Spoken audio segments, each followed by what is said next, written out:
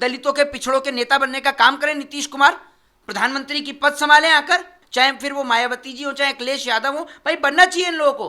TV पर ये नहीं चल रहा कि देश में जब से मोदी सरकार तीसरी बार अपने कार्यकाल में आई है महंगाई बढ़ गई, दालों के दाम बढ़ गए, सब्जियों के दाम बढ़ गए, ये नहीं चल रहा। टीवी पर ट्रेंड कर रहा है कि जॉर्जिया मेलोनी कौन सा फोन चलाती हैं। तो स्मृति ईरानी जी, मैं आपको बताना चाहता हूँ वो टीवी का शो नहीं था कोई, ये देश है। तो आप जैसे लोग अगर पार्लियामेंट में बैठेंगे ना, वो किसान की आवाज़ कौन उठाएगा, दलितों की आवाज़ कौन उठाएगा, देश में महिलाओं की आवाज़ कौन उठाएगा, क्योंकि आप लोगों को तो कोई फर्क है नहीं।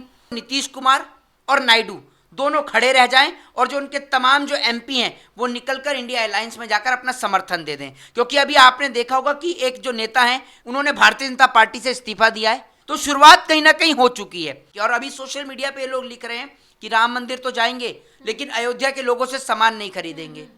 अब तुम्हारी औकात है सामान खरीदने की?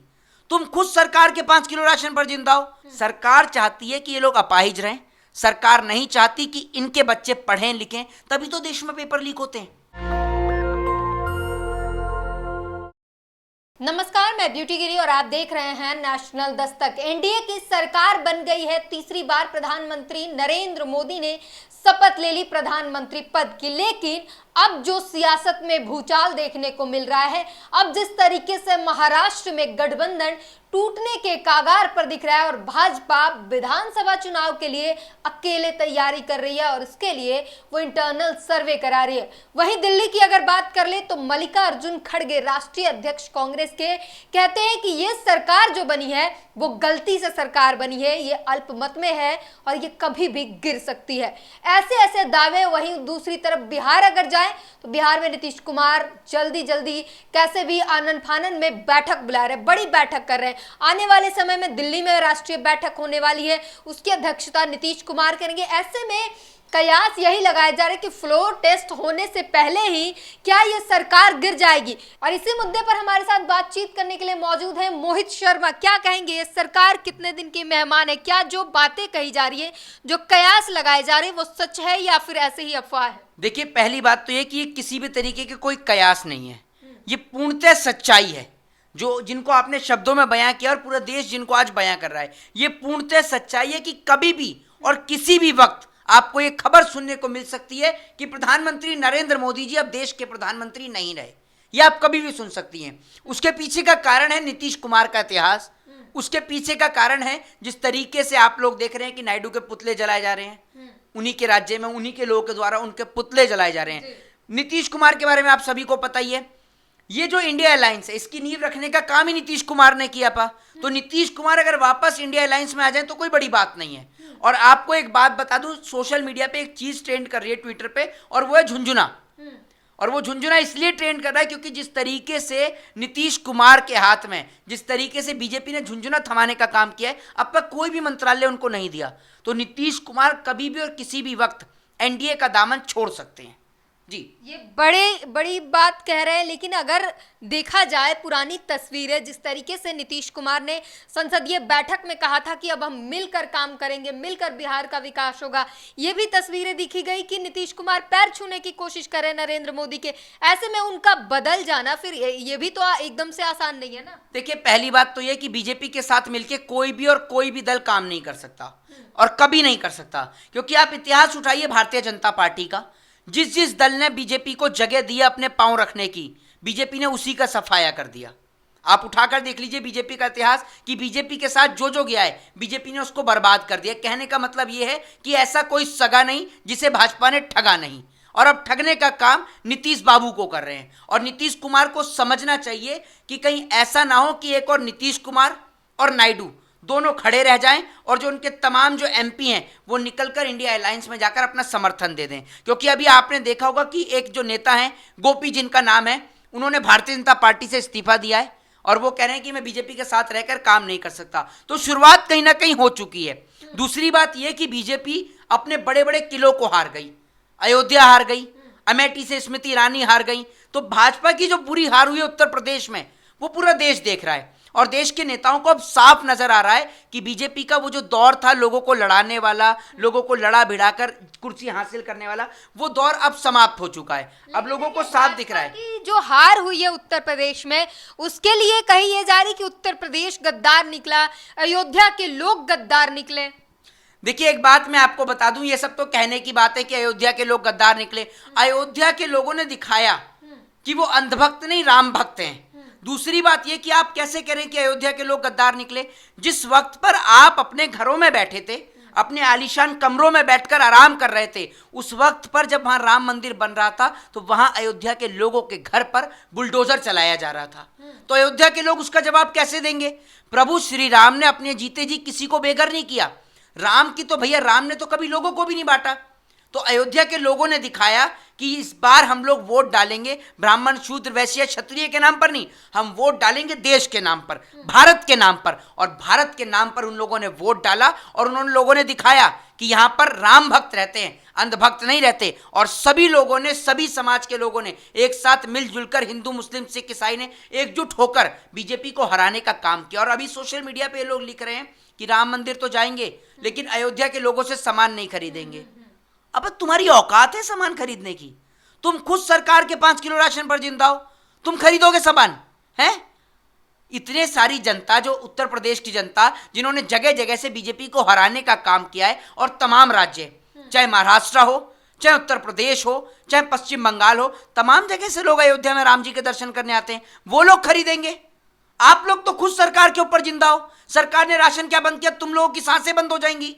तुम लोगों की तो वो स्थिति है। और तुम लोग तो अब तक सरकार का प्लान नहीं समझे। सरकार चाहती है कि ये लोग अपाहिज रहें, सरकार नहीं चाहती कि इनके बच्चे पढ़ें लिखें। तभी तो देश में पेपर लीक होते हैं, तभी तो देश में पेपर लीक हो रहे हैं। एक बात आप मुझे बताइए, कभी सरकार का या प्रधानमंत्री की कोई बातें लीक होती हैं? नहीं लीक होती ना, वो बड़ी सेफ्टी के साथ रखी जाती हैं। प्रधानमंत्री की डिग्री को बाहर आने में बड़ा समय लग गया, वो भी जब अमित शाह जी लेकर आए तब बाहर आई। तो पेपर कैसे लीक हो जाता है? कोई इस देश में लीक नहीं होता, लीक कराया जाता है और बच्चों के भविष्य के साथ खिलवाड़ कराया जाता है। आज इस देश में पेपर लीक होना एक आम समस्या हो गई। आप ये समझ लीजिए, ऐसी समस्या जिसको आए दिन नौजवान अपने सामने फेस कर रहे हैं और इस देश की सरकार को कोई फर्क नहीं पड़ता। आज टीवी खोल के देख लीजिए, टीवी खोलकर देखिए क्या चल रहा है टीवी पर। टीवी पर यह नहीं चल रहा कि देश में जब से मोदी सरकार तीसरी बार अपने कार्यकाल में आई है, महंगाई बढ़ गई, दालों के दाम बढ़ गए, सब्जियों के दाम बढ़ गए। ये नहीं चल रहा। टीवी पर ट्रेंड कर रहा है कि जॉर्जिया मेलोनी कौन सा फोन चलाती हैं, और जॉर्जिया मेलोनी जब मोदी जी के साथ फोटो ले रही हैं तो कौन सा फोन उनके हाथ में। ये चर्चा है आज टीवी पर। तो मैं आपसे पूछना चाहता हूं कि जॉर्जिया मेलोनी कोई भी फोन चलाएं और कैसा भी फोन चलाएं, उससे भारत देश की स्थिति का क्या लेना देना? आप मुझे ये बताइए ना। दूसरी बात यह कि मोदी जी विदेश गए, हमारे देश को कितना विश्व स्तर पर उद्योग मिला, देश को क्या क्या फैसिलिटी मिली, क्या क्या फायदे मिले, वो सब दिखाओ ना। आप जॉर्जिया मेलोनी को दिखा रहे हैं भैया। लेकिन आप तमाम कमियां गिना दीजिए, तमाम बातें गिना दीजिए, लेकिन प्रधानमंत्री फिर से मोदी ही है। जनता ने उन्हीं को जनादेश दिया, 240 सीटें दी हैं अकेले बीजेपी। मैं आपको ये बोल रहा हूँ, बहुत जल्दबाजी कर दी आपने ये बोलने में।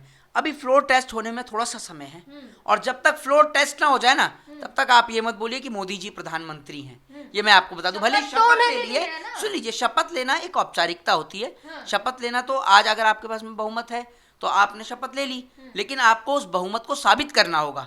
और फ्लोर टेस्ट पर कोई बड़ी बात नहीं है कि चंद्रबाबू नायडू और नीतीश कुमार बीजेपी का साथ छोड़ दें, क्योंकि अगर नीतीश कुमार और चंद्रबाबू नायडू ने बीजेपी का साथ नहीं छोड़ा तो चंद्रबाबू नायडू के समर्थकों का साफ तौर पर कहना है कि हमने आपको वोट मोदी को हराने के लिए दिया था, मोदी के साथ उसकी गोदी में बैठने के लिए नहीं दिया था।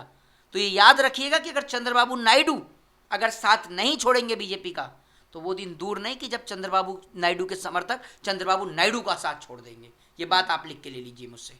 तो सवाल फिर ऐसे भी खड़ी होगी कि ऐसी क्या गोलबंदी की है इंडिया गठबंधन ने या कांग्रेस ने कि नीतीश कुमार और चंद्रबाबू नायडू इधर आ गए। आखिर उन्हें क्या ऑफर किया गया है? अगर मंत्रिमंडल की बात की जाए, अगर वहां पर उन्हें झुंझुना पकड़ाया गया है, तो इंडिया गठबंधन ने क्या वादे किया है? मैं आपसे कह रहा हूं, अगर इंडिया गठबंधन उनको कोई पोस्ट, कोई पद, कुछ ना भी देना तो भी वो साथ आएंगे।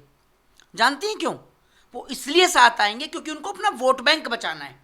चंद्रबाबू नायडू को अपने समर्थकों को शांत करना है, नीतीश कुमार को अपने समर्थकों को शांत करना है। तो उनको शांत करने का तरीका यही है कि वो इंडिया अलायंस में आए और आकर समर्थन करें उनको।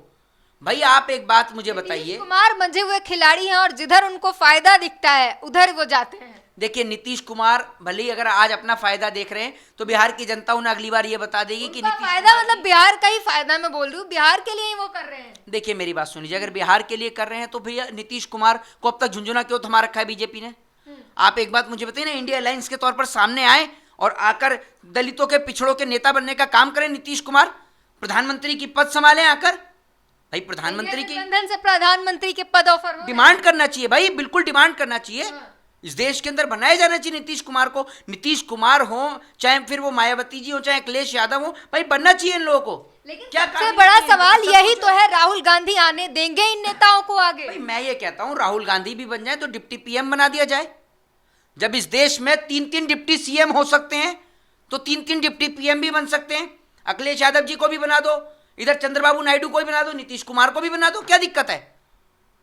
जब आप किसी ने देश में सोचा था कि 3-3 डिप्टी सीएम होंगे, है ना? आज 3-3 डिप्टी सीएम, उधर वो क्या कहते हैं अजीत पवार भी बैठे हुए हैं, देवेंद्र फडणवीस भी बैठे हुए हैं, तो सबको बना तो रखा है। और सीएम के तौर पर क्या कहते हैं आपका एकनाथ शिंदे भी बैठे हुए हैं। तो आप सोचिए जब डिप्टी सीएम 2-2 3-3 बन सकते हैं तो डिप्टी पीएम भी बन सकते हैं। हालांकि जो क्या कहते हैं जो डिसीजंस होते हैं वो सबकी सहमति से ही लिए जाते हैं, और डिसीजंस तो पार्लियामेंट में होते हैं, लोकसभा और राज्यसभा में होते हैं। अगर आपके पास वहां मेजोरिटी है तो आप डिसीजन ले सकते हैं।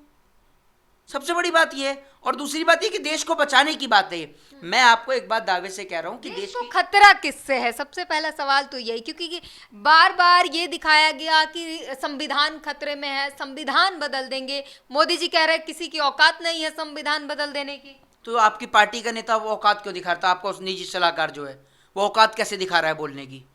जो बोलने की औकात दिखा सकता है वो बदल भी तो सकता है।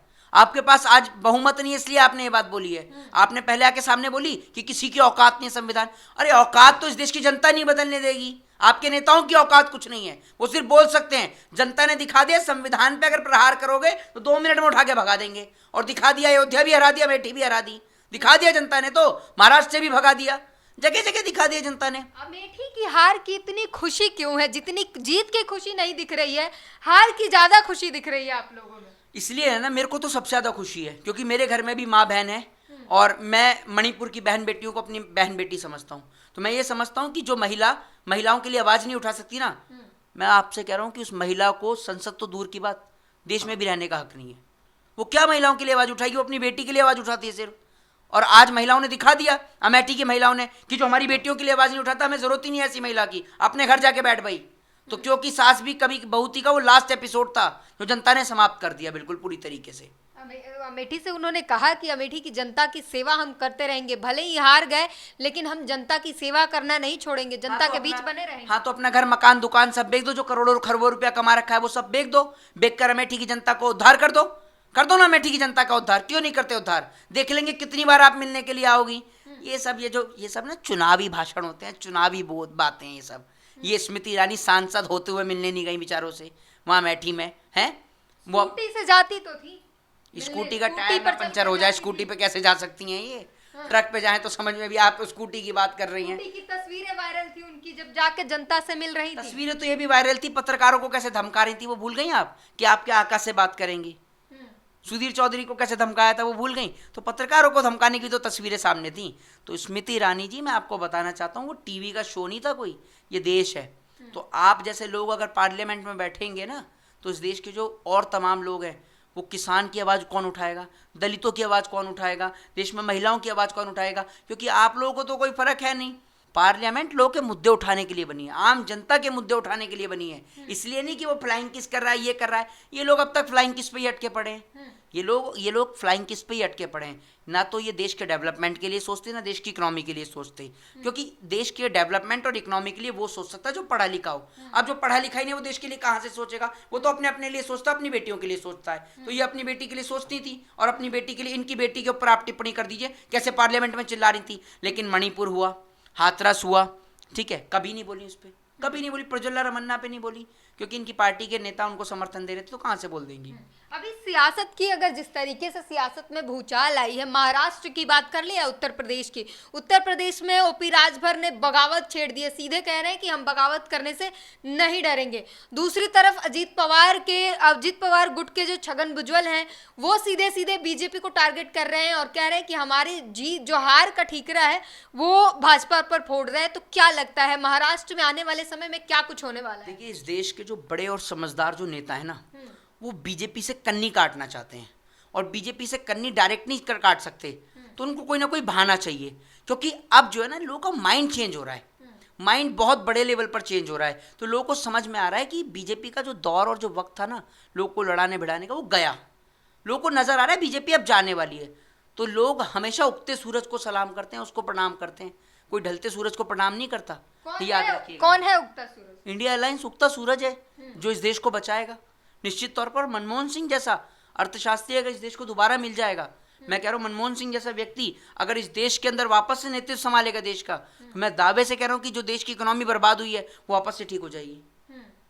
कन्नी क्यों काटना चाहते हैं भाजपा से नेता? क्योंकि भारतीय जनता पार्टी देश को बर्बाद कर रही है, बेड़ा गर्क कर रही है। आज आप एक बार लोकसभा चुनाव से पहले दूध पर 2 रुपए बढ़े, उस पर चर्चा देश में होनी रही। सब्जी फल सब महंगा हो रहा है, उस पर चर्चा नहीं हो रही।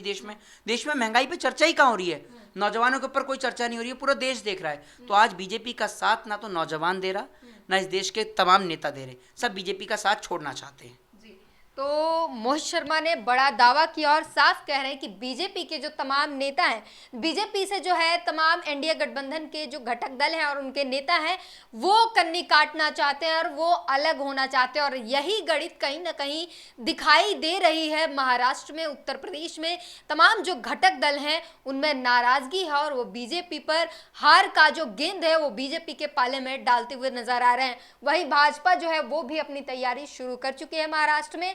अलग से वो इंटरनल सर्वे करा रही है जहां पर वो अकेले चुनाव विधानसभा लड़ सके, इसके लिए तैयारी में जुट गई है।